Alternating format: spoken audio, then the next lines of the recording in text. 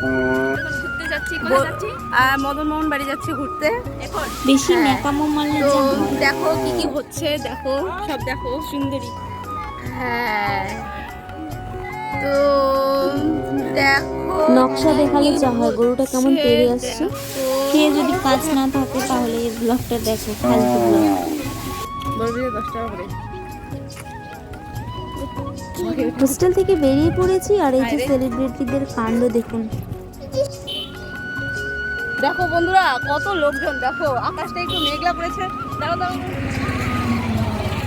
টোটো আমরা পেয়ে গেছি, এখন আমরা সোজা চলে যাব মদন মোহন বাড়িতে। অনেকদিন বেরোনো হয়নি, মনটাকে একটু ফ্রেশ করা প্রয়োজন। এখানে আসলে কেন জানি মনটা খুব শান্ত হয়ে যায়, ভীষণ ভালো হয়ে যায় মনটা।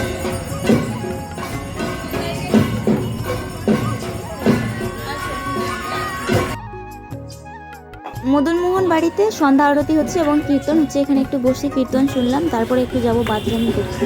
দেখতেই পাচ্ছ কিরকম বাথরুম শুরু করেছে। পুকুরের গেট বন্ধ করে রেখেছে জন্য আমাদের যেতেই হবে, তাই ওপর দিয়েই যাচ্ছি, কারণ এই দিক দিয়েই দেখছি সবাই যাওয়া আসা করছে। সময় তখন ধূসর গধূলি থেকে অন্ধকারের দিকে বহিতেছে। আমি এবং আমার প্রিয় সখী বৈরাগী দিঘির ঘাটে একই সিঁড়িতে বসিয়া আছি।